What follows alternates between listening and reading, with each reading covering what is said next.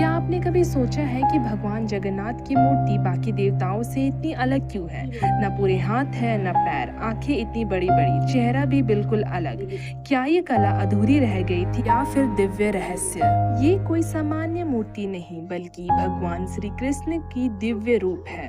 ये कहानी शुरू होती है उस समय से जब द्वारिका डूब गई थी। भगवान श्री कृष्ण ने पृथ्वी से विदा ली और उनका शरीर समुद्र की लहरों में विलीन हो गया। लेकिन कहा जाता है उनका हृदय, जिसे नीलमणि कहा गया, वो नष्ट नहीं हुआ, बल्कि साक्षात चैतन्य रूप में धरती पर रह गया। सदियों बाद उड़ीसा के राजा इंद्रदेव को श्री कृष्ण ने स्वप्न में दर्शन दिए और कहा, मेरा हृदय धरती पर है, उसे खोजो और मंदिर बनवाओ। मैं विशेष रूप में प्रकट होना चाहता हूँ। राजा ने खोज शुरू की और एक दिव्य लकड़ी का टुकड़ा मिला, जो न डूबता था न जलता था और छूते ही हृदय को शांति देता था। तभी वहाँ एक रहस्यमय बढ़ई आया और बोला, मैं भगवान की मूर्ति बनाऊंगा, पर एक शर्त है कि 21 दिनों तक कोई दरवाजा नहीं खोलेगा, वरना भगवान की मूर्ति अधूरी रह जाएगी।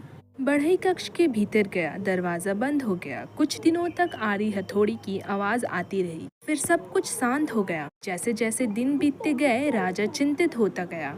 15वें दिन उन्होंने दरवाजा खुलवा दिया। अंदर बढ़ई नहीं था, वो गायब था और 3 मूर्तियां थी, भगवान जगन्नाथ, देवी सुभद्रा और बलभद्र। लेकिन मूर्तियां अधूरी थी, न हाथ पूरे न पैर, आंखें बड़ी बड़ी और चेहरा अत्यंत भावुक। राजा घबरा गया, क्या मैंने गलती कर दी? तभी आकाशवाणी हुई, राजन, तूने समय से पहले ही दरवाजा खोला, लेकिन यह मेरा अधूरा रूप है, मेरा सबसे प्रिय रूप है। अब मैं इस युग में इसी रूप में पूजित होऊंगा। तब से पुरी में भगवान जगन्नाथ की इस अधूरे रूप की पूजा होती है और हर साल